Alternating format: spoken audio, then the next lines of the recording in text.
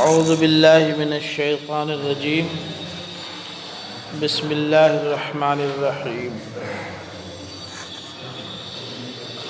قال ادخلوا فی قد خلت من قبلکم من الجن والانس فی النار كلما دخلت لعنت اختها حتى اذا اداركوا فيها جميعا قالت اخراهم لأولاهم ربنا هؤلاء اضلونا فآتهم عذابا ضعفا من النار قال لكل ضعف ولكن لا تعلمون وقالت أولاهم لأخراهم فما كان لكم علينا من فضل فذوقوا العذاب بما كنتم تكسبون إن الذين كذبوا بآياتنا واستكبروا عنها لا تفتح لهم أبواب السماء ولا يدخلون الجنة حتى يلج الجمل في سم الخياط وكذلك نجزي المجرمين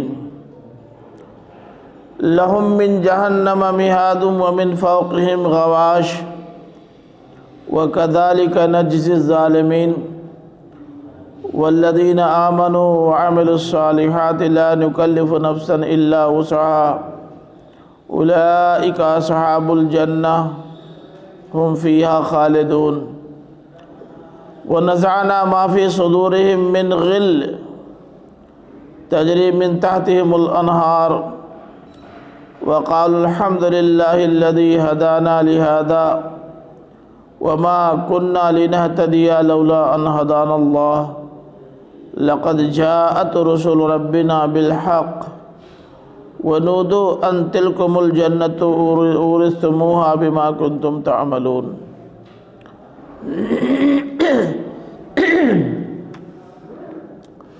پیچھے مکذبین آیات الہی کا بیان ہوا ہے۔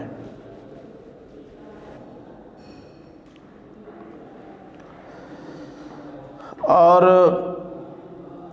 اس حوالے سے کہ جو لوگ غرور میں مبتلا ہو کر دین حق سے اعراض کرتے ہیں تو ان کا وہی انجام ہوتا ہے جس انجام کا آگے ذکر ہو رہا ہے۔ گویا مکذبین آیات الہی اور مغرورین اور معرضین کا انجام اب سامنے لایا جا رہا ہے۔ فرمایا قال ادخلوا فی قد خلت من قبلکم من الجن والانس فی النار، فرمایا کہ تم داخل ہو جاؤ ان امتوں میں جو جناتوں اور انسانوں میں سے تم سے پہلے گزریں۔ کہاں داخل ہو جاؤ؟ فی النار، جہنم میں۔ یہ فی امم کا تعلق بھی ادخلوا سے ہے اور فی النار کا تعلق بھی ادخلوا سے ہے۔ دو باتوں کا پتہ دیا ہے۔ ایک تو یہ کہ اے آیات الہی کی تکذیب کرنے والوں، غرور کرنے والوں، اعراض کرنے والوں، اب یہاں آنے کے بعد تمہارا ٹھکانہ جہنم ہے، اور جہنم میں اب تم ساتھی بنو گے ان لوگوں کے جو تمہاری ہی طرح اپنے اپنے رسولوں اور ان کے ساتھ آئی ہوئی کتابوں کی تکذیب کی ہے اور مبتلا غرور ہوئے ہیں اور ایک بات سن کر نہیں دیتے رہے ہیں۔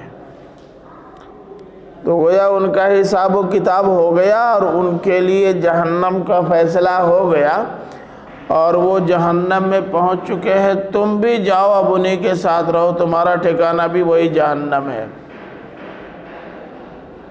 تو ایک تو جہنم ٹھکانہ ہے، اس بات کا پتہ دیا ہے۔ دوسرے تمہارے ساتھی تمہاری طرح کے مکذبین اور مغرورین ہوں گے۔ اب ظاہر ہے کہ اگر ساتھی چیٹر، بدماش، دیوانے، بیہودے ہوں تو آپ چاہے جتنے اعلیٰ خاندان سے تعلق رکھتے ہوں، آپ کا حسب و نسب کتنے ہی زیادہ بلند و بالا کیوں نہ ہو، لیکن پیکڑ چوہکڑ ہی کے کھاتے میں آئیں گے، انہی کے حصے میں جائیں گے نا۔ تو گویا آپ کی خاندانی شرافت اور وجاہت آپ کے کام نہیں آئی، آپ کے کردار نے آپ کو وہاں پہنچا دیا جہاں کھٹی کھے جاؤ۔ عمل سے زندگی بنتی ہے، جنت بھی جہنم بھی۔ یہ خاکی اپنی فطرت میں نہ نوری ہے نہ ناری ہے، یہ بات ذہن میں رہے۔ ایک بات تو یہ بتائی گئی۔ دوسری بات جو اس سے معلوم ہوتی ہے وہ یہ کہ چونکہ تمام مخلوقات میں دو مخلوقات انسان اور جنات مسئول ہیں۔ مسئول کا مطلب یہ ہے کہ اللہ تعالیٰ نے ان کو شعور عطا کیا ہے اور خیر اور شر میں تمیز کی آزادی دی ہے۔ تو جن کو شعور بھی عطا کیا ہے اور آزادی بھی دی ہے، وہ خیر بھی کر سکتے ہیں اور شر بھی۔ ایسی مخلوقات صرف دو ہیں، انسان اور جنات۔ شعور تو فرشتوں کو بھی ہے، لیکن انہیں خیر اور شر میں آزادی حاصل نہیں ہے۔ انہیں وہی کرنا ہے جو اللہ تعالیٰ نے ان سے کرنے کے لیے کہا ہے، وہ اس سے سرتابی نہیں کر سکتے۔ اپنی ڈیوٹی ان کو بجا لانی ہے، اس میں کوتاہی نہیں کر سکتے۔ یہ اختیار نہیں ہے کہ چاہیں تو عرضی بھیج دے بیماری کی اور آج نہ آئیں، یہ اختیار نہیں ہے۔ سوال یہ پیدا ہوتا ہے کہ کیا ان کے ساتھ آزار نہیں ہے؟ نہیں ہے۔ انسانوں اور جناتوں کے ساتھ جو آزار لگے ہوئے ہیں وہ آزار فرشتوں کے ساتھ نہیں ہے۔ اب ہم لوگوں کی کئی ڈیوٹی ہے مولوی صاحب، پڑھانا بھی ہے، مالیات کی فراہمی بھی کرنی ہے، جلسوں میں تقریریں بھی کرنے کے لیے جانا ہے، بہت زیادہ محنت کی وجہ سے طبیعت بھی گڑبڑ ہو سکتی ہے، کھانے پینے میں نیچے اوپر ہو جائے تب بھی گڑبڑ ہو جاتا ہے، موسمی تغیرات کا اثر پڑتا ہے، بیمار بھی ہو سکتے ہیں، بہت زیادہ تھک گئے، اب کام کے لائق نہیں رہ گئے، نشاط نہیں ہے، چھٹی لینی پڑ سکتی ہے۔ فرشتوں کے ذمے کام ایک ہے بس، ان کے ذمے کام صرف لکھنا ہے آپ کے خیر اور شر کو، بس دوسرا کوئی کام نہیں۔ اللہ تعالیٰ نے بیماریاں بھی ان سے دور کر رکھی ہیں، کیسا عذر؟ اب اگر فرشتوں کو آپ نکال دیں تو مخلوقات میں اب انسانوں اور جناتوں کے علاوہ کون سی مخلوقات بچتی ہیں جو باشعور ہوں؟ ہے کوئی مخلوق آپ کے علم میں ہو تو بتائیے۔ تو اب باشعور مخلوقات تین ہیں، ان میں سے ایک شعور رکھنے کے باوجود شر پر قادر نہیں، انہیں وہی کرنا ہے جو خیر ہے اور وہی کرنا ہے جس پر اللہ تعالیٰ نے ان کو مقرر کیا ہے، وہ اس سے سرتابی نہیں کر سکتے۔ تو اب باقی انسان اور جنات بچتے ہیں، چونکہ ان کو آزادی حاصل ہے اور آزادی کا یہ جائز اور ناجائز استعمال کر سکتے ہیں، اس لیے اللہ تعالیٰ قیامت کے روز ان سے پوچھے گا۔ یہ مسئول مخلوقات ہیں۔ تو اب مسئول مخلوقات سے سوالات تو ان کی ڈیوٹی کے سلسلے میں ہوگا نا۔ سوال کیسا ہوگا؟ جو بھی سوالات ہوں گے وہ ان کی مفوضہ ذمہ داریوں کے تعلق سے ہوں گے۔ ان ذمہ داریوں کی ادائیگی کے لیے الگ الگ صلاحیتیں درکار ہیں، جن لوگوں کے اندر جو صلاحیتیں ہیں ان کی صلاحیتوں کے مطابق ان سے سوالات ہوں گے۔ بھئی آپ عالم ہیں، حافظ ہیں، علم اور حفظ کی وجہ سے آپ کے سوالات کی نوعیت دوسری ہو سکتی ہے۔ کچھ جاہل ہیں، ان پڑھ ہیں، ان کے جاہل اور ان پڑھ ہونے کی وجہ سے ان سے سوالات کی نوعیت کچھ مختلف ہو سکتی ہے۔ آپ کسی جماعت کے امیر ہیں، سربراہ ہیں، بحیثیت امیر، آپ سے سوالات دوسرے قسم کے ہو سکتے ہیں۔ آپ مامور ہیں، اپنی جماعت کے امیر کی رائے اور ان کے فیصلے کے پابند ہیں، آپ سے سوالات کی نوعیت دوسری ہوگی۔ پیچھے آپ نے دیکھا کہ اللہ تعالیٰ نے فرمایا کہ رسولوں سے بھی پوچھا جائے گا اور جن کے پاس وہ بھیجے گئے ان سے بھی پوچھا جائے گا۔ پڑھا ہے نا؟ رسولوں سے کیا پوچھا جائے گا؟ ماذا اجبتم، تم لوگ اپنی دعوت لے کر گئے تھے لوگوں کے پاس کہ نہیں؟ کہیں کہ ہاں صاحب لے کے گئے تھے۔ تو رد عمل کیا ہوا؟ کوئی رسپانس ملا کہ نہیں ملا؟ ان سے سوال یہ نہ ہوگا۔ امتوں سے کیا سوال ہوگا؟ تمہارے پاس انبیاء اور رسول آئے تھے، تم نے ان کے ساتھ کون سا رویہ اختیار کیا؟ ان کی دعوت قبول کی یا نہیں؟ قبول کی تو کہیں گے قبول کی، نہیں قبول کی تو کہیں گے نہیں قبول کی۔ آپ سے سوالات اس طرح کے ہوں گے۔ اسی طرح انسانوں اور جناتوں سے بھی سوالات الگ الگ مختلف نوعیت کے بھی ہو سکتے ہیں۔ ہم کو کیا معلوم کہ ان سے کیا پوچھا جائے گا؟ ہم کو تو اللہ تعالیٰ نے بتایا نہیں کہ ہم آپ کو بتا دیں، لیکن ہم سے کیا پوچھا جائے گا یہ تو اللہ تعالیٰ نے بتا دیا ہے۔ تو اب ہمیں اپنے سوالوں کی تیاری کرنی ہے، ان کے جواب کی تیاری کرنی ہے۔ لیکن یہ بات طے ہے کہ جناتوں میں سے بھی جو اللہ تعالیٰ کی طرف سے عائد کردہ ذمہ داریوں کو ادا کرنے والے ہوں گے، آزادی کا صحیح استعمال کرنے والے ہوں گے، اللہ تعالیٰ ان کو جنت میں ڈالے گا۔ ٹھیک اسی طرح انسانوں میں سے جو لوگ اپنا فریضہ منصبی پہچاننے والے اور اس کے مطابق عملی زندگی گزارنے والے ہوں گے، اللہ تعالیٰ ان کو بھی جنت میں لے جائے گا۔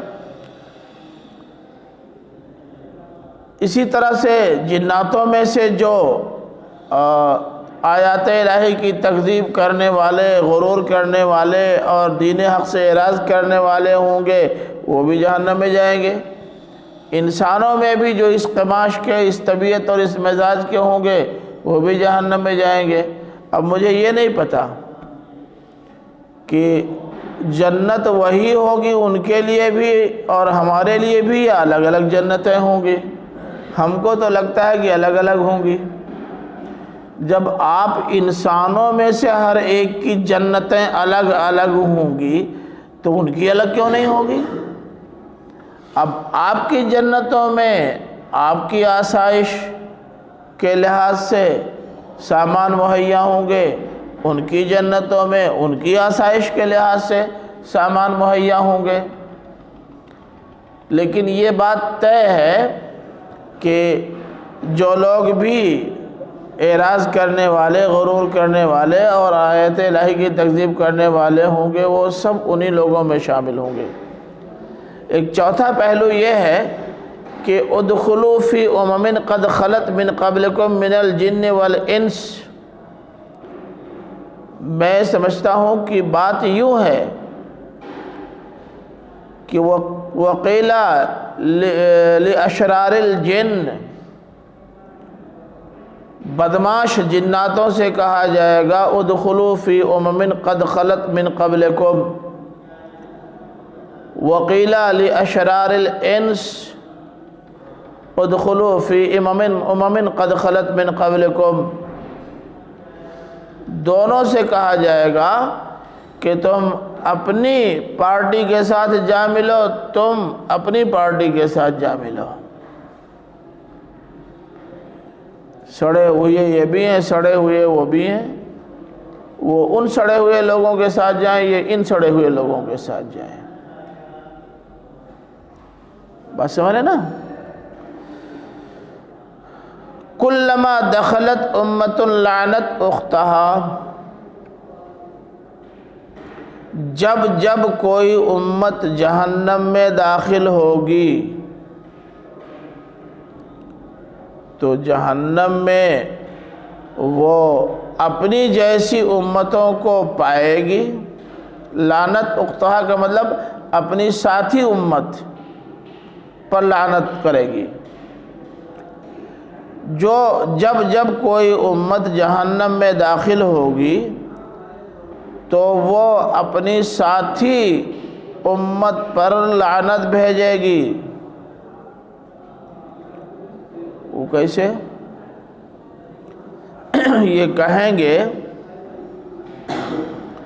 جب وہاں جائیں گے تو جو لوگ پہلے سے براجمان ہوں گے وہ ظاہر پہلے والے ہوں گے، میرا خیال ہے حساب کتاب ترتیب سے ہوگا۔ یہ نہیں کہ سن 2020 والوں کا حساب پہلے ہو جائے گا اور سن 20 والوں کا حساب بعد میں ہوگا، مجھے نہیں لگتا کہ ایسا ہوگا۔ حساب حضرت آدم علیہ السلام سے شروع ہوگا اور قیامت تک اسی ترتیب کے ساتھ حساب ہوگا۔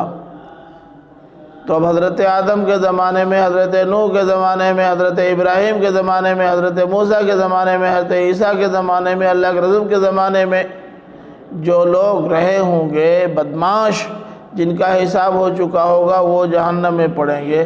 اس کے بعد نہ BJP کا نمبر آئے گا۔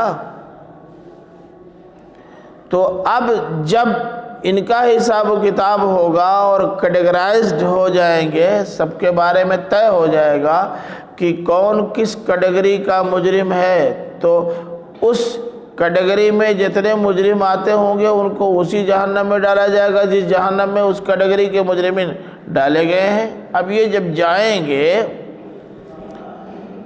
تو ان سے کہیں گے جو پہلے سے موجود ہیں کہ کاکا تم نے تو بڑا برا کیا،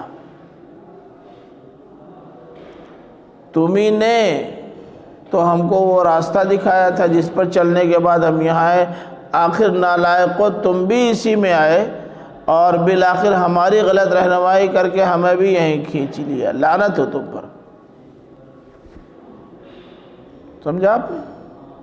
اب ظاہر ہے کہ آج کے بدمعاش ان بدمعاشوں سے کہیں گے جو مر کے چلے گئے، وہ ان سے کہیں گے جو ان سے پہلے گئے، وہ ان سے کہیں گے جو ان سے پہلے گئے، کیونکہ غلط راستہ دکھانے والے غلط راستہ دکھاتے گئے، بعد کے آنے والے ان کے راستے پہ چلتے گئے۔ تو جب کوئی امت داخل ہوگی تو یہ اپنی ساتھی امت جن کا جھنڈا اٹھائے پھر رہے تھے ان سے کہیں گے، ان پر لعنت بھیجیں گے۔ حتی اذا ادارکوا فیہا جمیعا، ادارکا کے معنی؟ ادارکا کے معنی ادارکا اصل میں ہے کیا؟ ہاں جی، تدارکا ہے۔ کس باب سے ہے؟ باب تفاعل سے ہے۔ ادارکا کیسے ہو گیا؟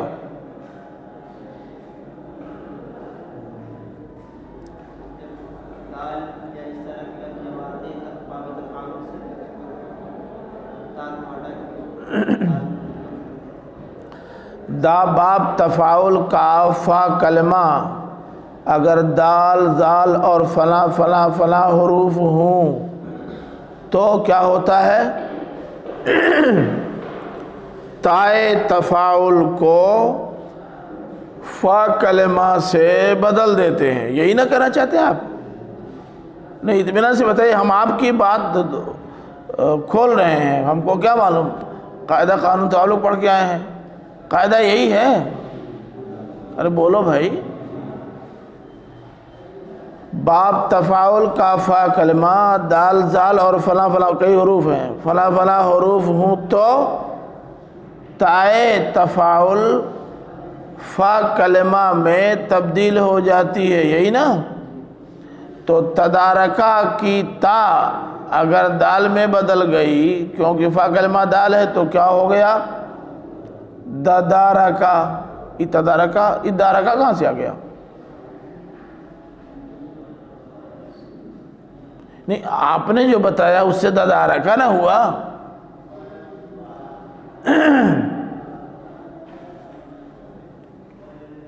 کیوں بھائی بولو بلال؟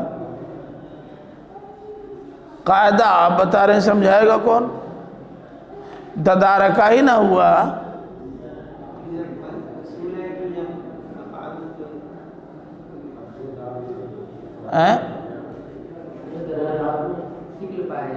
یہ تو کہیں نہیں لکھا کہ جب دو دال اکٹھا ہو جائیں، لکھا ہے یہ کہ اگر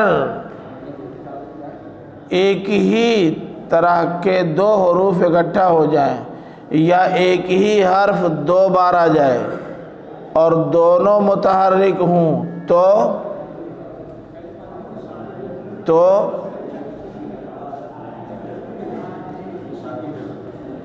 کیا کریں گے؟ شاگرد بنا دیں گے؟ ہاں ہاں بولو کیا کہہ رہے ہو؟ جس کو چاہیں ساکن کر دیں گے، پہلے کو ساکن کر دیں گے،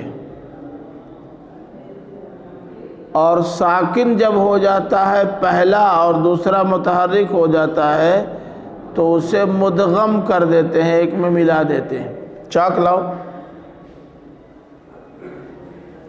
میں نے کہا میرے گھنٹے میں چاک ضروری ہے، اس لیے کہ مجھے آپ لوگوں سے پڑھنا ہے، میں سمجھوں گا تب نا،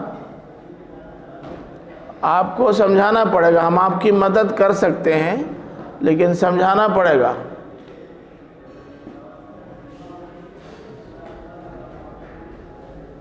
چاک لازماً رکھیے۔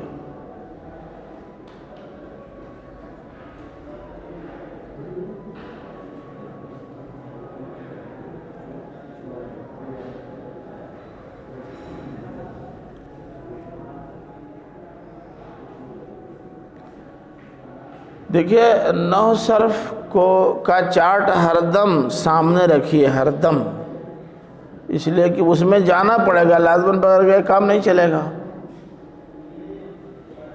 وہاں داخل ہوئے بغیر مسئلہ حل ہونا نہیں ہے۔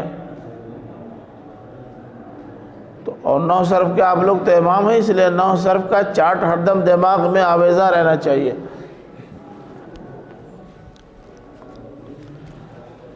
لائیے، آپ یہ کہہ رہے ہیں کہ یہ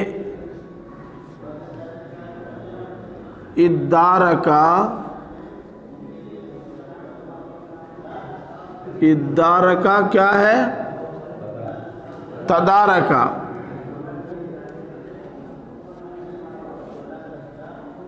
تدارکا ہے، اصل میں یہ ہے۔ آپ نے بتایا کہ باب تفاعل میں فا کلمہ اگر فلاں فلاں حروف ہوں جن میں ایک دال بھی ہے تو تائے تفاعل فا کلمہ سے بدل جاتی ہے۔ تائے تفاعل یہ ہے، فا کلمہ یہ ہے، تا دال سے بدل گئی تو اب کیا ہو گیا؟ دارکا۔ دارکا ہو گیا۔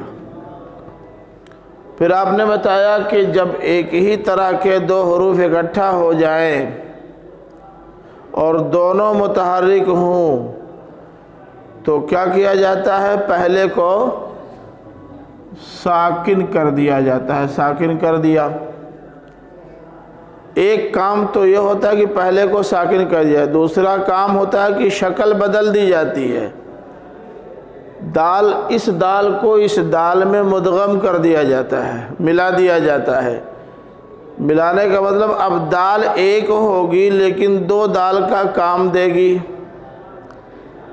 اس کے لیے آپ نے تشدید کو وجود بخشا، تو اب یہ دال دال میں مدغم ہو کر کے ایک دال ہو گئی اور یہ ہو گیا تشدید۔ اب ہو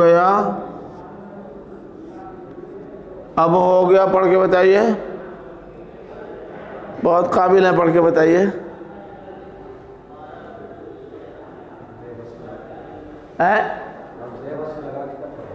مطلب یہ ہے کہ چونکہ پہلا ہی حرف ساکن ہے اور منہ سے جو آواز نکلے گی لازماً کوئی حرکت لیے ہوئے نکلے گی، ساکن نکل ہی نہیں سکتی، تو اس لیے جب پڑھنے کا مرحلہ آیا تو زبان گنگ۔ ایسے موقع پر کام چلانے کے لیے ایک حمزہ ہے جس کا نام حمزہ وصل ہے۔ حمزہ وصل کا معنی ہی ہے ملانے والا حمزہ، ملانے والا. تو اب اس سے ملانے کے لیے حمزہ وصل لگا دیا. اور آپ جانتے ہیں کہ حمزہ وصل اصلاً مضموم ہوتا ہے نا؟ زور سے بولیے. اصلاً منصوب نہیں ہوتا.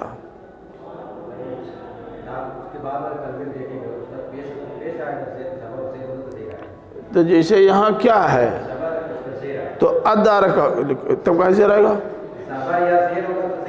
الٹا ہو جائے گا. ہاں پیش آئے گا. زبر ہوگا تو اب ٹھہرو جلدی مت کرو، بھاگو مت. پیش ہوگا تو پیش آئے گا اور زبر ہوگا تو زبر آئے گا. اب پیش ہوگا تو پیش آئے گا اور زبر ہوگا تو زیر آئے گا. یہ کون سی منطق؟ اچھا قاعدہ یہی ہے. بہرحال یہ قاعدہ بھی صحیح ہے جو یہ بیان کر رہے ہیں، اور چاہیں تو اس کو اور آسان کہہ دے. تو ہم لوگ کی بدھی کمزور ہے، ذرا آسان بتایا کرو. اصلاً یہ مکسور ہوتا ہے، اصلاً مکسور ہوتا ہے. اب اگر کہیں مضموم ہوتا ہے تو اس لیے کہ اس کے بعد والا کلمہ مضموم ہوتا ہے، اس لیے، ورنہ نہیں آتا. اصلاً دے رہتا ہے. تو یہاں تو مضموم ہے نہیں، اس لیے اصلاً لاؤ. اصلاً کیا ہے؟ ادارکا. اور حمزہ لازماً متحرک ہوگا. الف تو متحرک بھی ہو سکتی ہے، ساکن بھی، مگر حمزہ متحرک. اب یہ جب متحرک ہے تو ظاہر ہے کہ جب یوں ہے تو یہ آ کر کے اسے مل جائے گا، ملا کے پڑھ لیا جائے گا. ادارکا ہے نا؟ چلیے مسئلہ تو حل ہو گیا اب کہ اصل میں یہ تدارکو کیا ہے؟ ادارکو ہے. تدارک کے معنی ہوتے ہیں آپس میں ملنا. تو حتی اذا ادارکو فیہا جمیعاً، یہاں تک کہ جب وہ اس میں ایک دوسرے سے ملیں گے، جب وہ سب اس میں ایک دوسرے سے ملیں گے. جمیعاً بتا رہا ہے مولوی صاحب کہ کوئی چکمہ دے کے بھاگ نہیں پائے گا، جانا پڑے گا سب کو اسی میں. اور جب جائیں گے تو جو پہلے سے موجود ہیں ان سے بعد والے ملیں گے، اور جو بعد والے اب جا رہے ہیں پہلے والے ان سے ملیں گے. ملنا تو جب وہیں جا رہے تو ملیں گے کیسے نہیں؟ ملنے کے ارادے سے جانا اور بات ہے، لیکن ملنا اور بات ہے. تو ارادہ ہو چاہے نہ ہو، ملنا تو پڑے گا. تو جب جہنم میں، اسی لیے اب اس کا ترجمہ یوں کر دے، یہاں تک کہ جب ان کی باہم ملاقات ہوگی. اب یہ کہیے ہی مت کہ یہ ان سے ملے گا، ورنہ وہ کہیں گے ہم ملنے تو گئے نہیں تھے، مجبوراً بھیجا گیا تھا. تو ایسے موقع پر ترجمہ یوں کر جاتا ہے کہ جب، یہاں تک کہ جب ان کی باہم ملاقات ہوگی تو قالت اخراہم لأولاہم، قالت اخراہم لأولاہم. ترجمہ کیجئے قالت اخراہم لأولاہم. تھوڑا ترجمہ ٹیڑھا ہے، مدد کیجئے، جلدی بتائیے. بولو نا بھائی.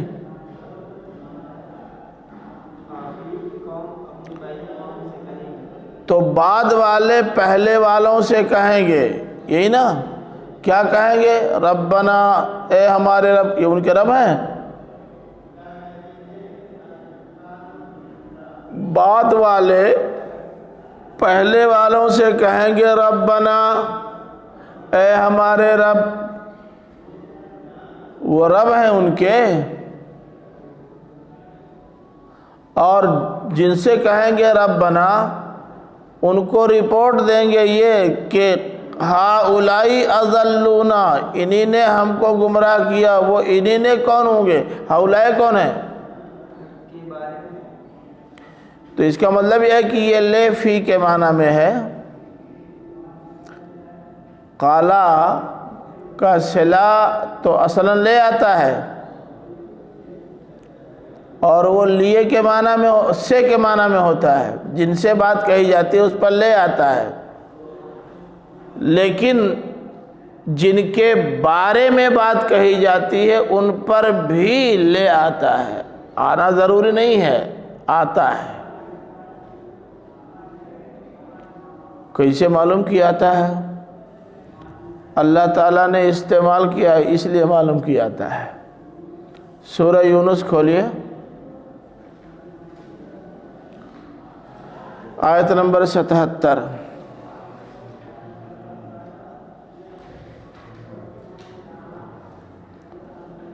آیت مل گئی؟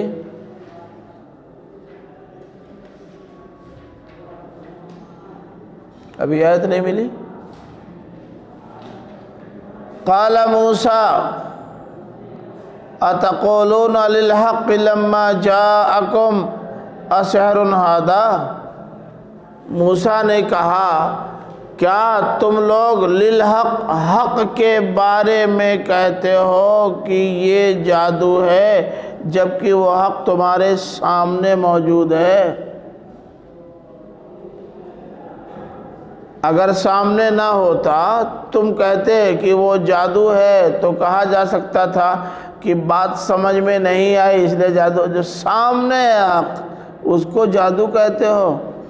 یہ للحق میں لے کس معنی میں ہے؟ بولو، فی کے معنی میں ہے۔ سورہ آل عمران کھولیے،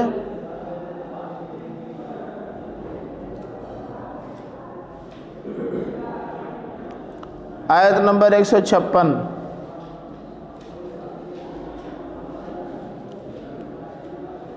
آیت مل گئی؟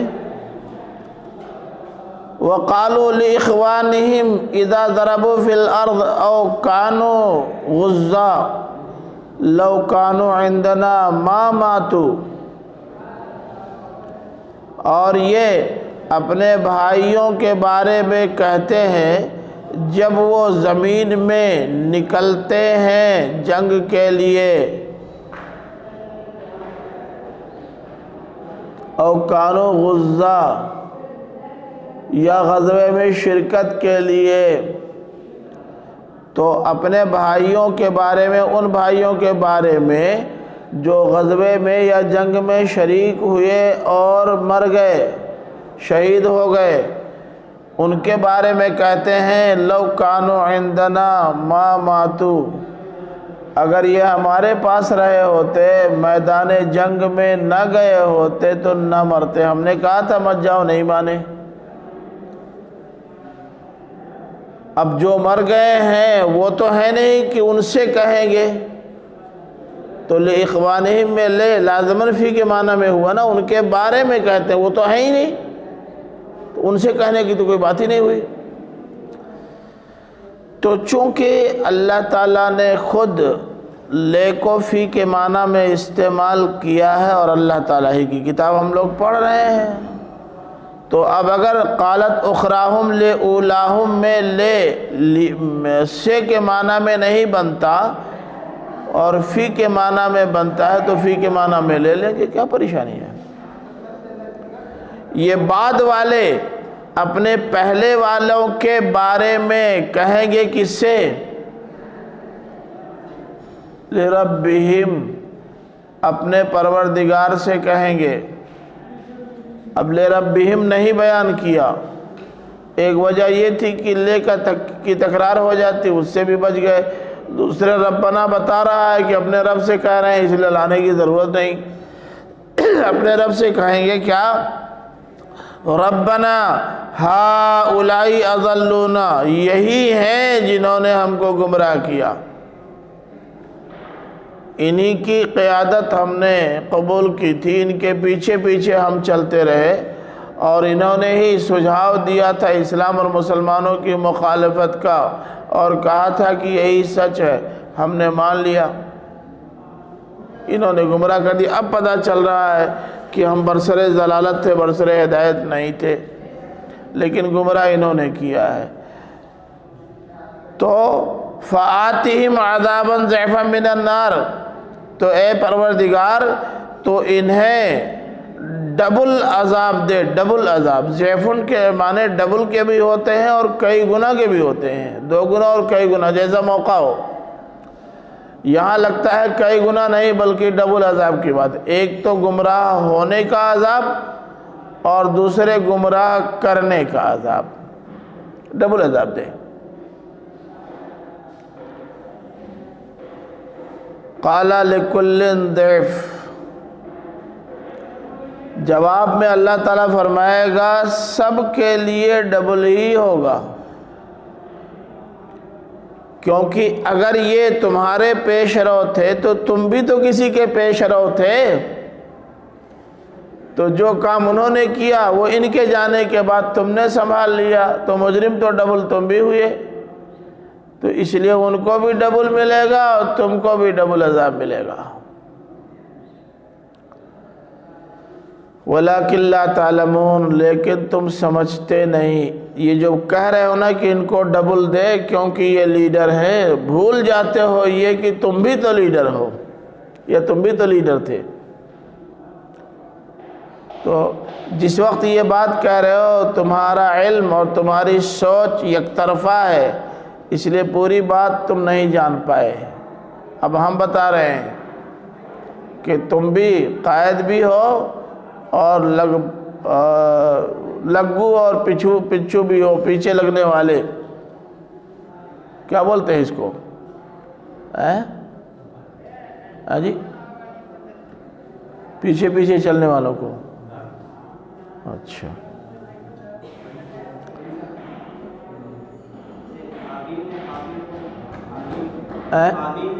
ادھر اس کو بند کرو۔ ہاں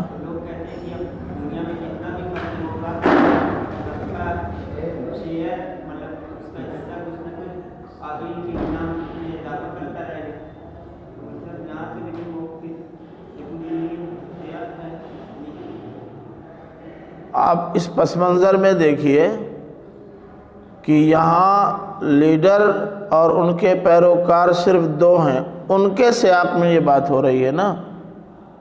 جب یہ ان سے ملیں گے تو ان کے بارے میں ان کی جو رائے ہوگی وہ ظاہر کریں گے، اور ان کے بارے میں ان کی جو رائے ہوگی وہ ظاہر کریں گے۔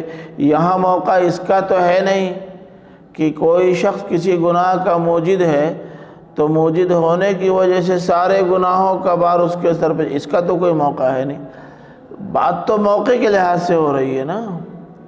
وہ بات اپنی جگہ پر بالکل درست ہے کہ کسی بھی شر کا کوئی موجد ہوگا تو جب تک وہ شر وجود میں آتا رہے گا یا جب تک وہ شر آگے بڑھتا رہے گا، موجد کو کچھ نہ کچھ اس کے کھاتے میں سے لینا پڑے گا۔ بالکل ایسے ہی جیسے خیر کا کوئی موجد ہے تو جتنے لوگ خیر کریں گے سب کا اس کے ہاں تو کٹوتی نہیں ہوگی، لیکن اس کو الگ سے خیر کی رہنمائی کرنے کا اجر ملتا رہے گا۔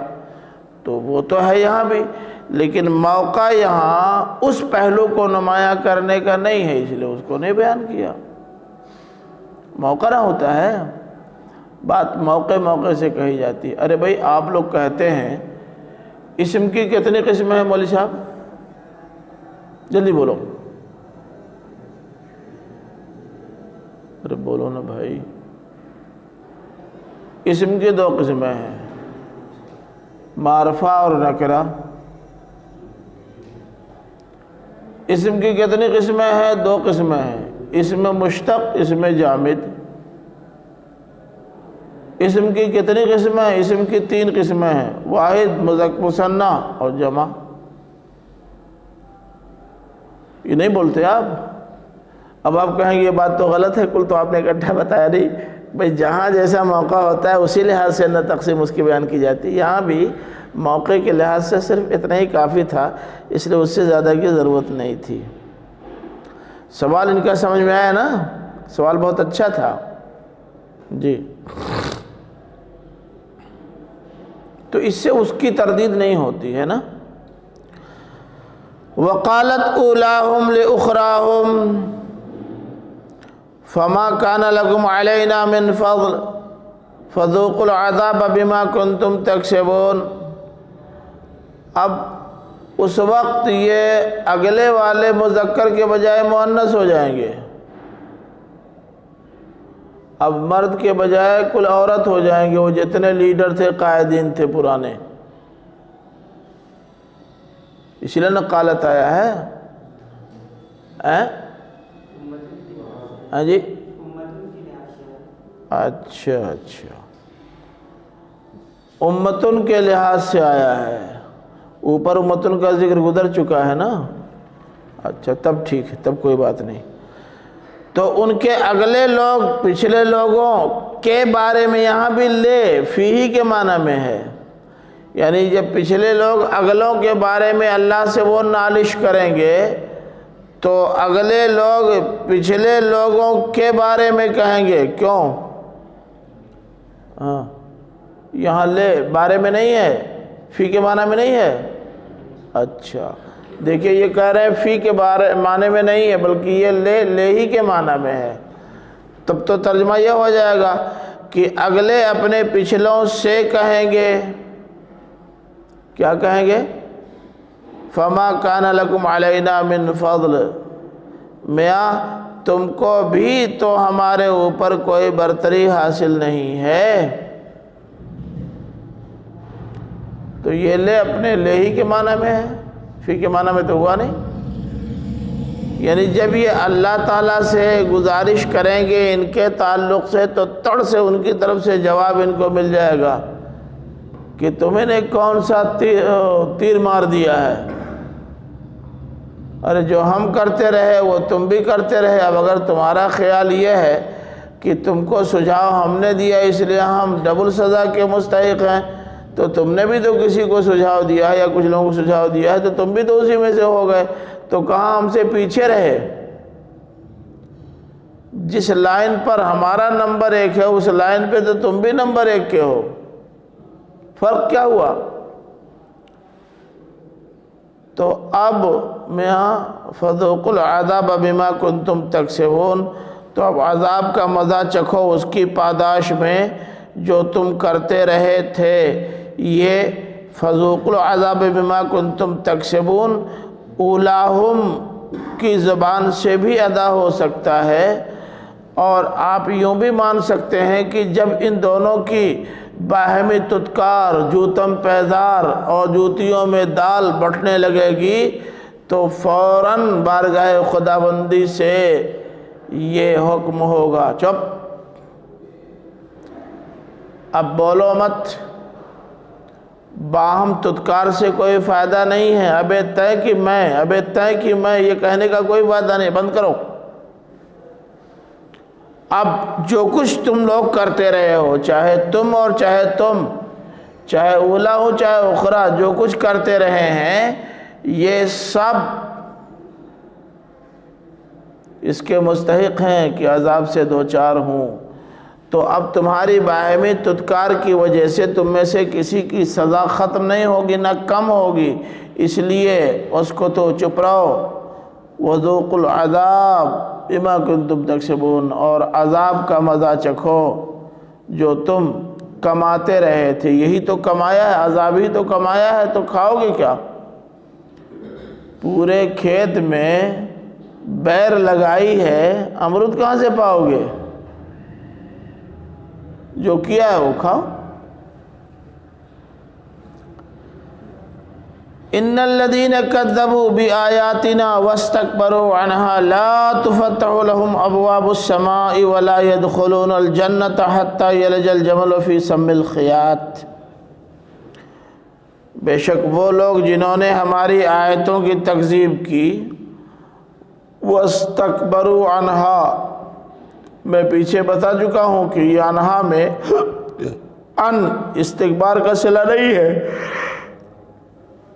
فعل محذوف عارضو کا صلہ ہے، اور یہ ان ہی بتا رہا ہے کہ یہاں عارضو محذوف ہے۔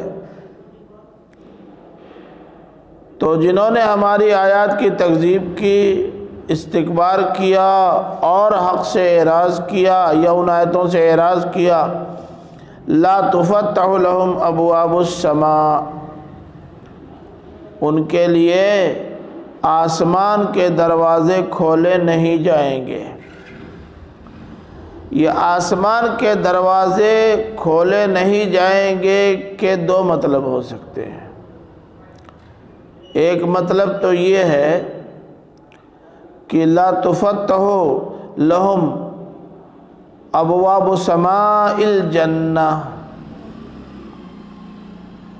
جنت کے آسمان کے دروازے نہیں کھولے جائیں گے، سمائے جنت کے دروازے نہیں کھولے جائیں گے۔ سما کے معنی لازماً آسمان کے نہیں ہوتے، سما اپنے بہت وسیع تر معنی میں آتا ہے، بلڈنگ، محل سب کے لیے آتا ہے۔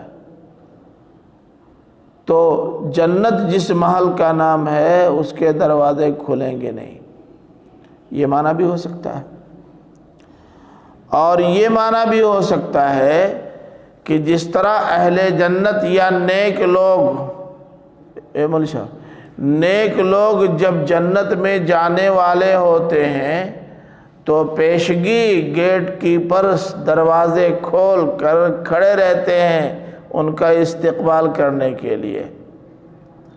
جیسے صاحب لوگ آنے والے ہوں تو گیٹ آپ کھول کے رکھتے ہیں کہ آئیں تو فوراً نہ جائیں، انتظار نہ کرنا پڑے، بلکہ دروازے پر استقبال کے لیے لوگ موجود رہتے ہیں۔ ان کے استقبال کے لیے کوئی موجود بھی نہیں ہوگا اور جنت ان کے لیے کھلے گی بھی نہیں۔ مولوی صاحب، جنت کا دروازہ ان کے لیے نہیں کھلے گا، ان کا کوئی استقبال نہیں ہوگا، ویلکم نہیں کیا جائے گا، ان کو تو اس کی ہوا بھی نہیں لگے گی، دور ہی سے گھسیٹ کر ٹانگ پکڑ کر ان کو جہنم میں پھینک دیا جائے گا۔ تو یہ دونوں معنی ہو سکتے ہیں، لا تفتح ابواب السماء کے۔ بات سمجھے؟ آپ کو اختیار ہے دونوں میں سے جو چاہے لے لیں، میرے لیے بہت مشکل ہے دونوں میں سے کسی کو ترجیح دینا، کیونکہ کبھی سوچتا ہوں تو لگتا ہے وہ معنی ہوگا، کبھی سوچتا ہوں تو لگتا ہے یہ مفہوم ہوگا۔ آپ تدبر فرمائیے، آپ کو جو زیادہ بہتر لگے لے لیجیے۔ وَلَا يَدْخُلُونَ الْجَنَّةَ حَتَّى يَلِجَ الْجَمَلُ فِي سَمِّ الْخِيَاطِ، کیا ترجمہ ہوگا؟ کوئی صاحب ترجمہ کریں۔ اور وہ لوگ جنت میں داخل نہ ہوں گے یہاں تک کہ اونٹ سوئی کے ناکے میں داخل ہو جائے۔ اور وہ لوگ جنت میں داخل نہیں ہوں گے یہاں تک کہ اونٹ سوئی کے ناکے میں داخل ہو جائے۔ اونٹ سوئی کے ناکے میں داخل ہو نہیں سکتا، اس لیے یہ بھی جنت میں جا نہیں سکتے۔ اس کو آپ کی بلاغت کی اصطلاح میں تعلیق بالمحال بولتے ہیں۔ بلاغت پڑھی ہے نا؟ تب کیا، جب کل جانتے ہیں تب کیا؟ تعلیق بالمحال، ناممکن چیز سے تشبیہ دینا، اس کو تعلیق بالمحال بولتے ہیں۔ ایک رائے اس کے سلسلے میں اور ہے، عام طور پر مفسرین نے تو یہی لیا ہے، اور انجیل میں بھی اس معنی کی روایت ملتی ہے۔ کتاب متی باب 19 آیات 23-24 میں ہے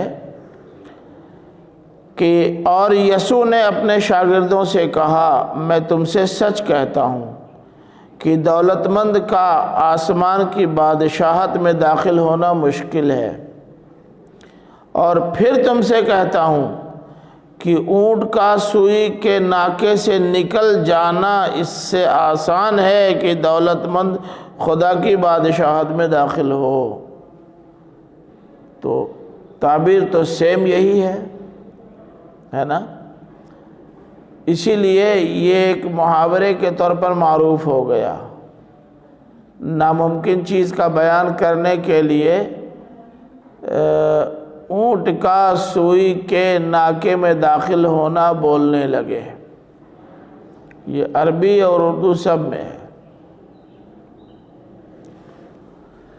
ایک مفہوم اس کا اور بھی لیا گیا ہے، اور حضرت عبداللہ ابن عباس سے روایت ہے، حضرت علی سے بھی روایت ہے کہ یہ لفظ اصل میں حضرت عبداللہ ابن عباس سے تو دو روایتیں ہیں، ایک الجمل کی روایت ہے اور ایک الجمل کی، اور حضرت علی سے الجمل کی ہے۔ یہ لوگ کہتے ہیں کہ لفظ الجمل یا الجمل ہے، الجمل نہیں ہے، اور الجمل یا الجمل دونوں کے معنی، الجمل دونوں کے معنی الحبل الغلیظ۔ الحبل الغلیظ کے معنی رسہ ہوتا ہے نا، رسہ۔ کہہ رہے ہیں کہ اونٹ کا سوئی سے کوئی تعلق ہی نہیں، اس لیے اس طرح کی بات کیوں کہی جائے گی؟ بھائی تعلیق بالمحال میں بھی اس کا تو خیال رکھا جاتا ہے نا کہ جس سے تشبیہ دی جائے کچھ مماثلت و مناسبت تو ہو۔ یہاں اونٹ کی سوئی سے کیا مناسبت؟ ہاں دھاگا، موٹا دھاگا اور موٹا، رسی اور رسہ، یہ ایک لائن کی چیزیں ہیں، ان کا تعلق بنتا ہے۔ تو جس طرح سوئی کے ناکے میں پتلا دھاگا ہی جا سکتا ہے، الحبل الغلیظ موٹا رسہ نہیں جا سکتا، ایسے ہی یہ بھی نہیں جا سکتے۔ رائے تو یہ دوسری والی پہلی والی رائے کے مقابلے میں زیادہ مضبوط اور ٹھوس ہے، لیکن دقت صرف یہ ہے کہ پھر جو معروف اعراب ہے اس لفظ کا وہ بدلنا پڑے گا، اور بدلیں گے تو بدلنے والے نہ معلوم کیا کیا بدل ڈالیں گے، سمجھ رہے؟ تو باوجود کہ پہلی والی رائے کے مقابلے میں اس رائے کے اندر وزن زیادہ ہے، لیکن لفظ چونکہ الجمل ہے، الجمل یا الجمل نہیں ہے، اس لیے بات وہی مانی جائے گی جو اونٹ والی ہے، ورنہ مناسبت جتنی اس سے ہے اس سے نہیں ہے۔ بات سمجھ رہے ہیں؟ اب مولانا محمد علی کہہ سکتے ہیں کہ حجاج ابن یوسف نے اعراب لگوایا ہے، بیوقوف نہیں سمجھ سکا الجمل کو الجمل لگوا دیا، اب کیا کریں ہم؟ اللہ میں نے تو اعراب لگوایا نہیں ہے۔ اگر کچھ گڑبڑ کرتا تو اس وقت کے جو حافظ جی لوگ تھے چھوڑتے؟ نہیں چھوڑتے نا۔ تو اس لیے لگتا ہے کہ بات وہی ہے جو معروف وہ ہے، اس کی تلاوت ہے یا جو اس کا اعراب ہے وہ، لیکن بات اس کے مقابلے میں یہ زیادہ وزندار ہے۔ یہاں پر ان کا بس ناممکن کو بتلانا ہے تو اللہ تب جمل ٹھیک ہے، بس ناممکن کو بتلانا تھا کہ بات تو صحیح ہے، لیکن ناممکن بتانے کے لیے بھی مناسبتیں تو تلاش کی جاتی ہیں نا۔ اب یہ تھوڑے کہ یہ کہا جائے گا کہ آپ کے ہاں تو کوئی آدمی شادی کے لیے آ ہی نہیں سکتا، جس طرح گدھا کے ہاں نہیں کوئی جا سکتا۔ گدھا کے لیے شادی کے ہاں کون جاتا ہے؟ یہ وہ رائے چلی گئی ہے، رائے جیسا کہ آپ نے بتایا بھی کہ انجیل یا تورات اس کو اگر مانیں گے تو اس کو بھی پھر وہ چیز تو رائے ہے نا، یہ محاورے کے طور پر استعمال۔ یہ تو محاورہ ہم سے اور آپ سے بنا ہے نا، ہم تو اسی لیے پہلے ہی کہہ چکے ہیں کہ جہاں تک معنوی مناسبت کا تعلق ہے، اس کے مقابلے میں معنوی مناسبت زیادہ اس میں ہے، کیونکہ وہ ایک لائن کی چیز ہے، کہیں داخل ہونے والی چیز۔ یہ داخل ہونے والی چیز تو ہے نہیں، وہ چاہے سوئی کے ناکہ کی بات ہو، چاہے سجا کے ناکہ کی بات ہو، چاہے کچھ اور ہو، تو مناسبت زیادہ اس سے ہے، مگر مجبوری صرف لفظ کے استعمال کی ہے بس۔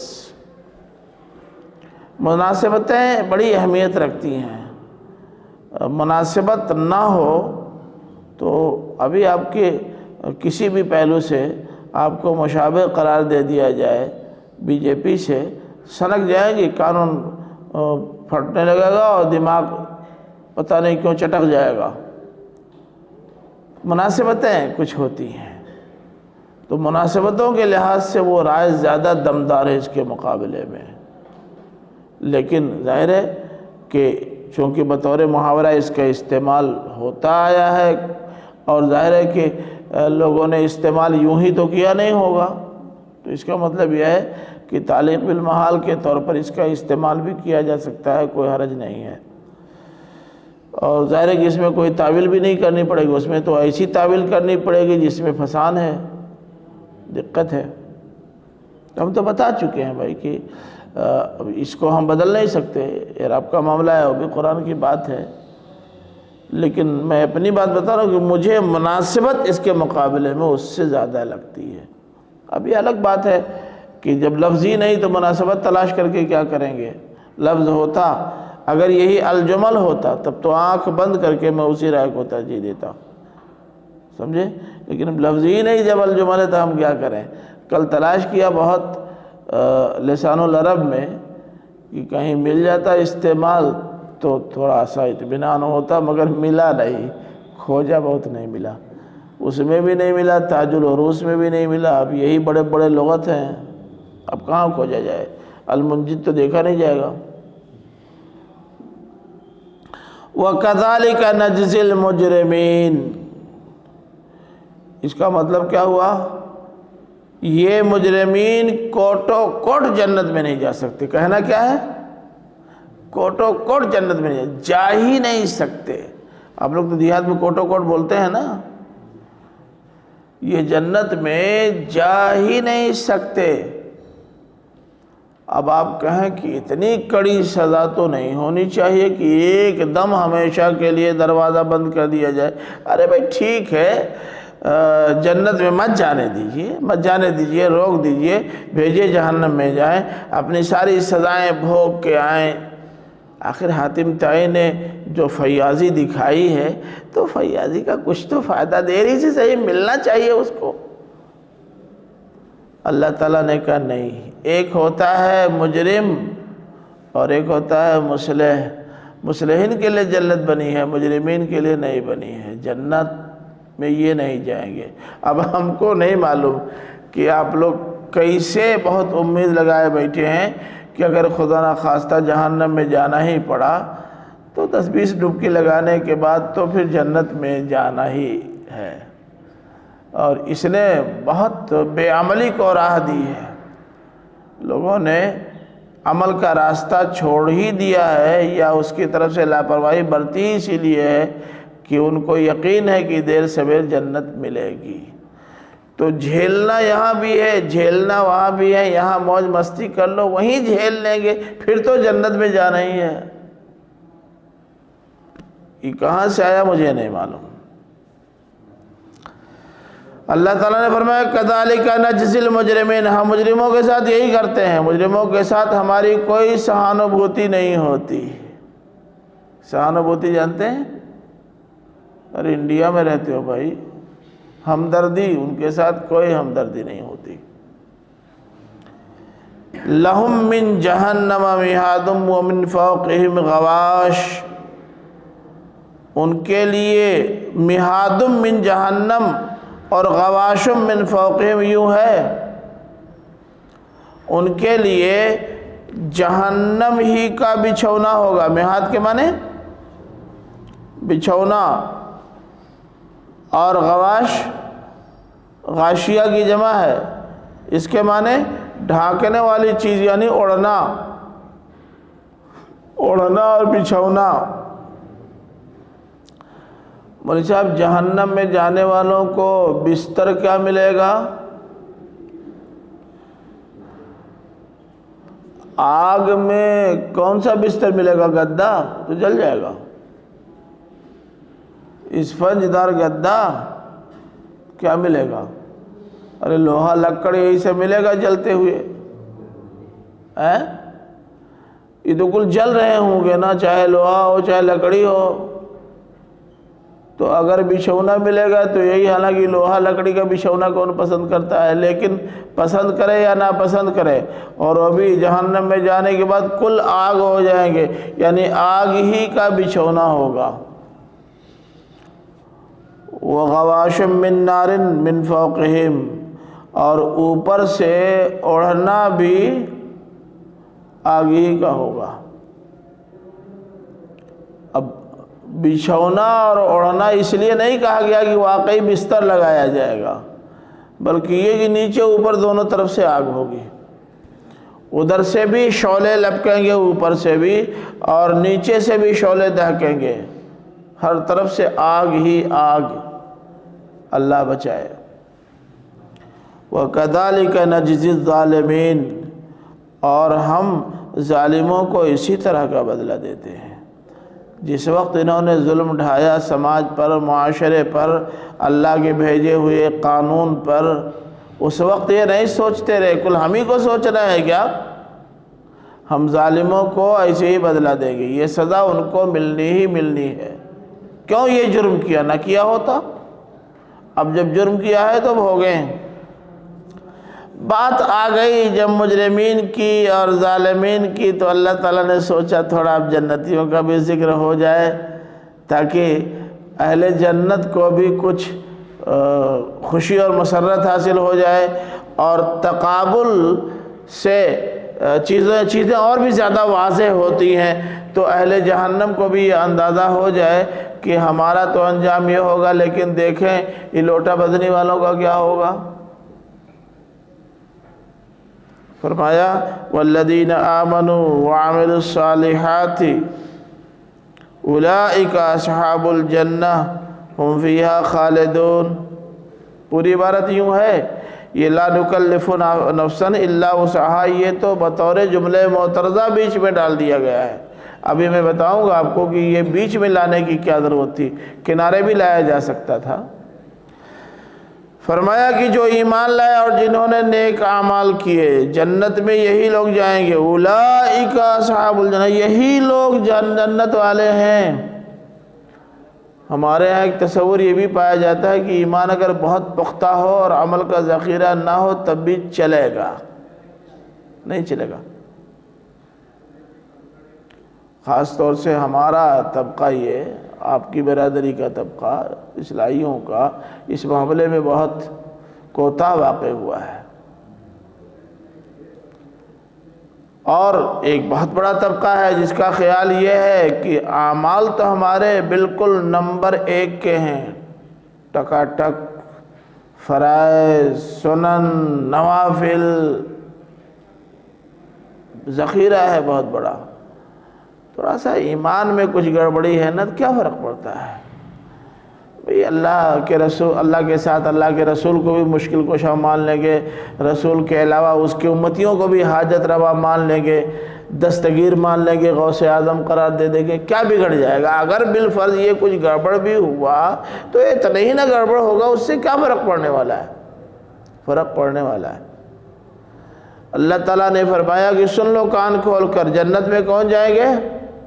الذین آمنوا وعملوا الصالحات، جو ایمان بھی لائے اور ایمان کے تقاضوں کی تکمیل کی، اس کے ساتھ اپنے اعمال بھی ٹھیک رکھے، وہی جنت میں جائیں گے۔ اولئک اصحاب الجنہ، یہ کچے اعمال اور کچے عقیدے والے جنت میں نہیں جائیں گے۔ یہ جنت سب کے لیے نہیں ہے، کوئی بھٹیار خانہ ہے کیا؟ تاڑی خانہ ہے کیا؟ جنت جنت ہے، جنت میں سب نہیں جائیں گے، سب کے لیے جنت نہیں ہے، اللہ تعالیٰ کی بنائی ہوئی جنت ہے۔ اللہ تعالیٰ کے ساتھ دوسروں کو بھی شریک کر لیں گے، ان کو بھی اللہ تعالیٰ جانے دے گا؟ بالکل نہیں جانے دے گا۔ ہم فیہا خالدون، اور اگر جنت میں چلے گئے تو مولوی صاحب، جنت میں چلے گئے تو ہمیشہ کے لیے جنت میں براجمان رہیں گے۔ اب یہ اندیشہ نہیں رہے گا کہ 5 سال کے بعد کہیں سرکار بدل نہ جائے، جو بائیڈن نہ آ جائیں، یہ اندیشہ نہیں رہے گا۔ جنت مل گئی تو مل گئی، قصہ ختم۔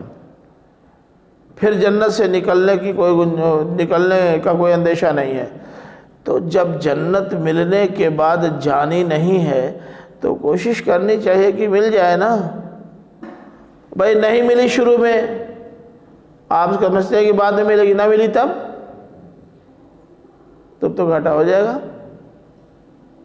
اور مل گئی تو پھر جانے والی نہیں، چلی گئی تو آنے والی نہیں، آ گئی تو جانے والی نہیں۔ اصول یہ ہے،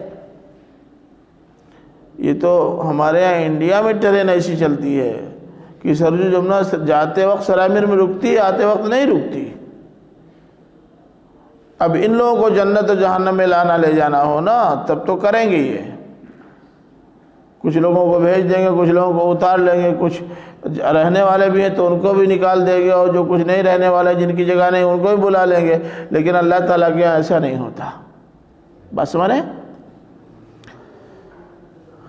اب بیچ میں آ گیا تھا لا نکلف نفسا الا وسعہا، کہ ہم کسی کو اس کی وسعت سے زیادہ کی تکلیف نہیں دیتے۔ یہ الذین آمنوا وعملوا الصالحات کا تصور دماغ میں آتے ہی فوراً ذہنوں میں ہم جیسے کمزور مسلمانوں کے یہ سوال ابھر سکتا ہے کہ بھئی راستہ تو بڑا کٹھن ہے۔ اب آپ سوچیں کہ سارا علاج کر ڈالے لیکن نہیں آرام ہوا، اور اسی طرح کی بیماری میں بابا اسرار کے ہاں فلاں آدمی گئے تھے، ٹھیک ہو گئے تھے، تو اب ہم کیسے نہ جائیں؟ آسان ہے اس سے بچنا۔ اچھے علماء، اکابر و مفتیان کرام چھو چھا کرنے والوں کے یہاں پہنچ جاتے ہیں جب اس مصیبت میں گرفتار ہوتے ہیں۔ تب میں نام لے سکتا ہوں، مجھے نام معلوم ہے، بڑے اور ممتاز ترین علماء جن کے پیچھے ایک امت چلتی ہے، وہ پہنچ گئے۔ آپ کیا سمجھتے ہیں؟ اللہ تعالیٰ نے کہا بالکل غلط بات، ہم نے کسی پر اس کی طاقت سے زیادہ بوجھ ڈالا ہی نہیں، چاہے ایمان کا بوجھ ہو چاہے عمل صالح کا بوجھ۔ ایمان بھی مشکل نہیں ہے اور عمل بھی مشکل نہیں ہے۔ مشکل ہے کیا؟ پھر نماز پڑھو، کیسے پڑھیں؟ کھڑے ہو کر کے۔ اے اللہ میں کھڑے نہیں ہو پاتے، بیٹھ جاؤ نا، بیٹھ کے پڑھو۔ بیٹھ بھی نہیں پاتے، لیٹ لیتے ہو، ہاں لیٹ کے پڑھو۔ لیٹ تو لیتے ہیں مگر ہاتھ پیر نہیں ہلا پاتے، آنکھ کے اشارے سے پڑھ لو نا۔ آنکھ بھی نہیں ہلتی ڈولتی، من میں پڑھ لو نا۔ من ہی فیل ہو گیا، چھوٹ نماز پڑھو۔ اب کیا چاہیے؟ روزہ رکھو، مول صاحب روزہ رکھو۔ سفر پہ جانا ہے، پیدل جانا ہے، ہینچو سائیکلنگ کرنی ہے، بڑی محنت ہے، کیسے روزہ رکھیں گے؟ مت رکھو۔ تو کیا چھٹی نہیں؟ چھٹی نہیں ہے، جب لوٹ کے آنا تو چاہے نومبر اور دسمبر ہی میں، مگر رکھنا ہے، ضرور رکھ لینا۔ اور ہم تو بہت بوڑھے ہو گئے ہیں، اب 4 گھنٹہ بھوکے رہنا مشکل، شوگر بہت ٹائٹ رہتی ہے، ہر 2 گھنٹے بھوک لگ جاتی ہے، تب کیا کریں؟ اگر رہنے کی، روزہ رکھنے کی پوزیشن بنتی ہی نہیں تو فدیہ دے دو۔ فدیہ کہاں سے لائیں گے؟ کھانا کھاتے ہو، ایک ٹائم تم کھا لو، ایک ٹائم کسی اور کو کھلا دو، ہو گیا۔ یہ کون سا مشکل کام؟ زکوٰۃ دو، زکوٰۃ پیسہ نہیں ہے تو مت دو۔ اب کیا چاہیے؟ حج کرو، 3.5 لاکھ روپیہ لگتا ہے، 30,000 اکٹھا کرنا مشکل ہے، کیسے حج کریں گے؟ تب مت کرو۔ اب کیا چاہیے؟ عمل مشکل ہے کیا؟ بالکل مشکل نہیں ہے۔ جوانی بدن کو پھاڑ کے باہر نکل رہی ہے تو شادی کر لو نا۔ شادی میں کوئی پوچھتا نہیں، کسی باندی سے کر لو، کسی غریب سے کر لو۔ بہت لوگ ہوں گے مجبور و معذور جن کو کوئی دیکھنے بھالنے والا نہیں ہوگا، مگر لڑکی ان کے پاس ہے، وہ بیچارے اس لیے شادی بچی کی نہیں کر پا رہے ہیں کہ کوئی بچہ والا غربت کی وجہ سے ان کے آ نہیں رہا ہے۔ تم بھی غریب ہو، وہ بھی غریب، اس کے ساتھ شادی کر لو نا، کیا مسئلہ ہے؟ عمل کیا مشکل ہے؟ عمل مشکل نہیں ہے۔ اسی کو اللہ تعالیٰ نے کہا لا نکلف نفسا الا وسعہا، ہم نے جس پر جو ذمہ داری ڈالی ہے اس کی طاقت اور سہار کے مطابق ڈالی ہے، ذمہ داری طاقت سے زیادہ نہیں ڈالی ہے۔ بات سمجھ رہے ہیں؟ ہم سے بھی تو سرکار نے کہا تھا بھائی زیادہ تھک جاتے ہو مت پڑھاؤ، روک دو، اس لیے کہ تھوڑا مالیات کی فراہمی ہو۔ میں نے کہا بالکل نہیں تھکتا، وہ بھی کروں گا یہ بھی کروں گا، دونوں کر سکتا ہوں تو کیوں نہیں کروں گا۔ بہت تھک گیا، میں بول نہیں پا رہا ہوں کیا؟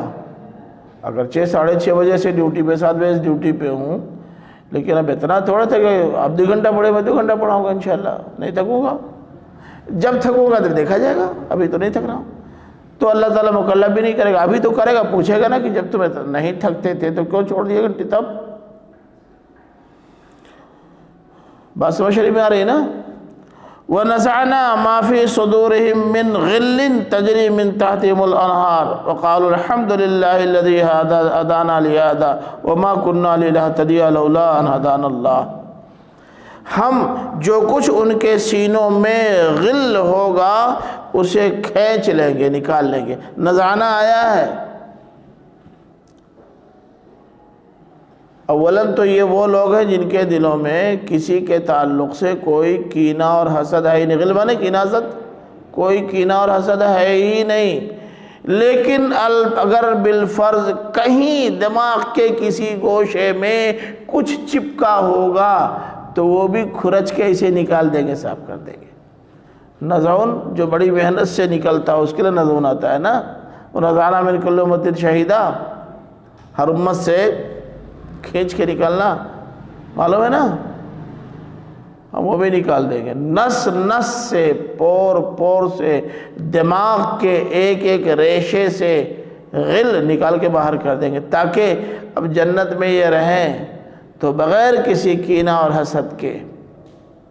کینہ اور حسد نیند نہیں آنے دیتا مولوی صاحب، بہت خطرناک بیماری ہے۔ اگر کسی کے خلاف آپ کے دل میں کینہ اور حسد ہے نا تو آپ کو چین نہیں مل سکتا، چاہے جتنا اچھا کھائیں، چاہے جتنا شاندار مکان ہو، اور چاہے جتنا عمدہ بستر مل جائے، نیند نہیں آتی۔ اللہ تعالیٰ نکال دیں گے، کوئی ٹینشن ہی نہیں رہ جائے گا۔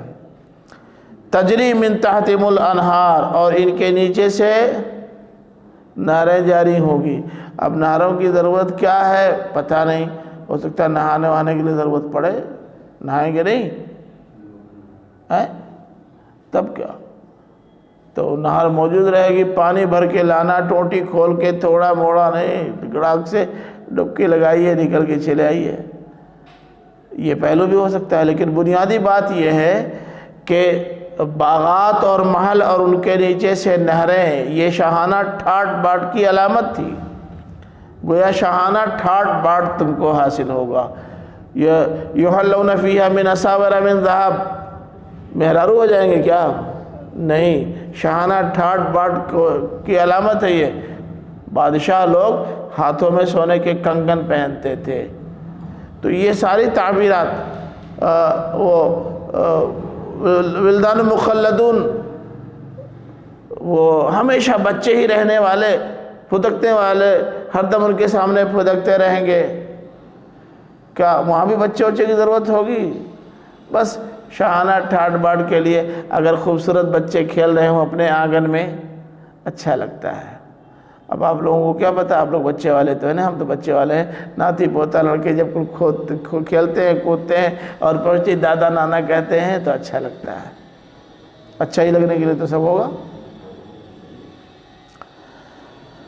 وَقَالُوا الْحَمْدُ لِلَّهِ الَّذِي هَدَانَا لِهَذَا، جب یہ ساری نعمتیں وہ پائیں گے تو ان کی زبان سے کلمہ تشکر جاری ہو جائے گا، الحمدللہ۔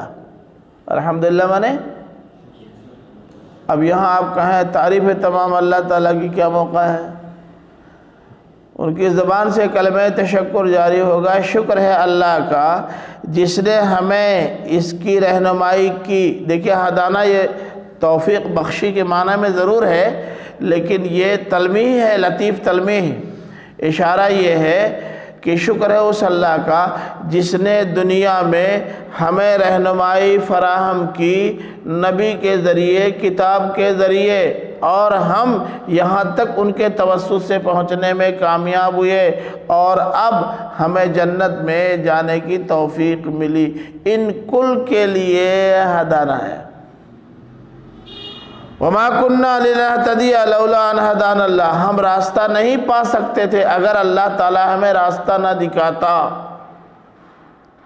ہم تو بھٹک گئے تھے نا، بدماشوں نے گمراہ کر دیا تھا، ہم تو 360 بت اللہ کے گھر میں رکھ کے پوج رہے تھے، لیکن اللہ تعالیٰ کا کرم ہوا کہ اس نے نبی کو بھیج دیا، کتاب بھیج دی، اور انہوں نے بڑی پتہ ماری کی ہمارے لیے، شب و روز ایک کر کے ہمارے آنکھ اور دماغ کی پٹی کھول دی۔ اللہ تعالیٰ نے ایسا نہ کیا ہوتا تو ہم ہدایت نہ پاتے۔ لَقَدْ جَاءَتْ رُسُلُ رَبِّنَا بِالْحَقِّ، اے مولوی صاحب، حضرت آدم کے صالح اولادیں، حضرت نوح پر ایمان لانے والے، حضرت ابراہیم پر ایمان لانے والے، حضرت موسیٰ پر ایمان لانے والے، حضرت عیسیٰ پر ایمان لانے والے، آخر رسول پر ایمان لانے والے مومنین صادقین کہیں گے کہ یقیناً ہمارے رب کے رسول ہمارے پاس آئے تھے اور بامقصد پیغام لے کر آئے تھے،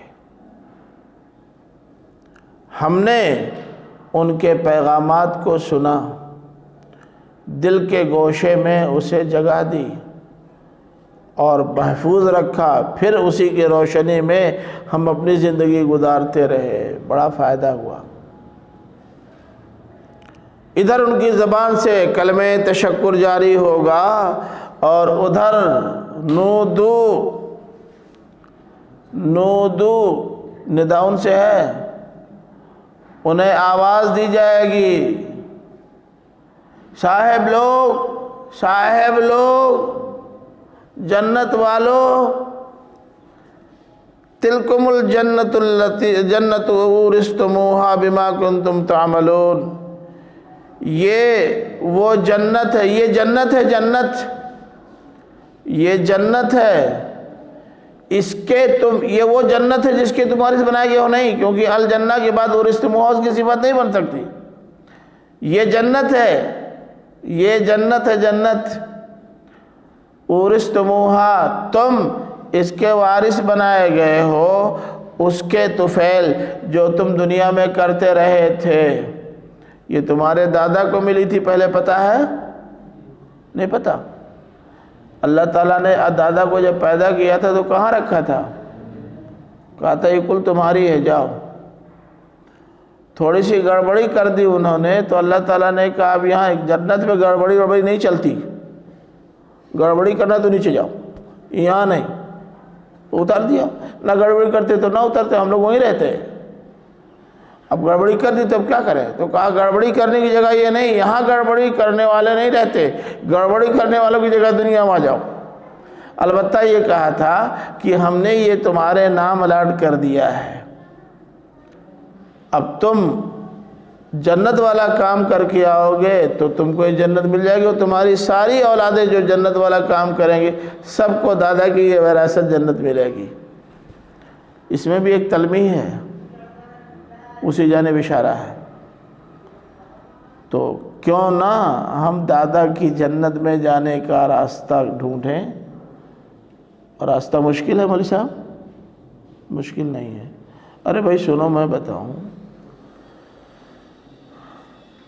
ایک تقریب تمہیں کرنی ہے یا اپنے ہاں کچھ لوگوں کو اکٹھا کرنا ہے، اکٹھا کرنے کے لیے مولانا سرفراز صاحب یا مولانا ابو الفیض صاحب یا قاری اعجاز صاحب کسی کو آپ نے بلا لیا کہ مولانا صاحب آئیے، ایک تقریر ہے، بہت سارے لوگوں کو اکٹھا کر رہے ہیں، کتنا پیسہ لگے گا؟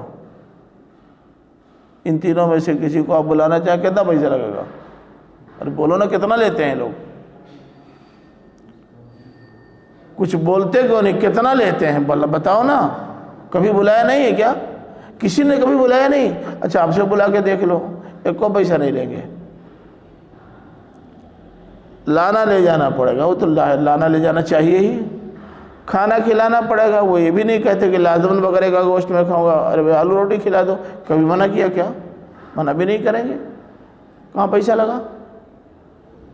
اور تقریب ہو رہی ہے، قوالی کروانی ہے، بے پیسے قوالی کروا لو تو سمجھیں، ناچ کروانا ہے، بے پیسے ناچ کروا لو تو سمجھیں، نیکی آسان ہے، بے پیسے کی ہے، برائی مشکل ہے، بڑا پیسہ لگتا ہے۔ صحیح بیان دلانا ہے، بے پیسے کا ہو جائے گا، جھوٹ بیان دلانا ہے، جیب گرم کرنی پڑے گی۔ نیکی کا راستہ تو آسان ہے۔ تو اللہ تعالیٰ نے فرمایا یعنی اس دن قیامت کے روز بہت ممکن ہے کہ فرشتوں کی طرف سے یہ صدا آئے کہ یہ ہے جنت، جناب آپ لوگ وارث بنائے گئے ہیں اس کی وجہ سے جو آپ دنیا میں حسن عمل کرتے رہے، جو لوگ بھی حسن عمل کریں گے ان کو دادا کی وراثت میں جنت ملے گی۔ اب اس سلسلے میں کچھ پوچھنا ہو کسی سے تو پوچھ لے۔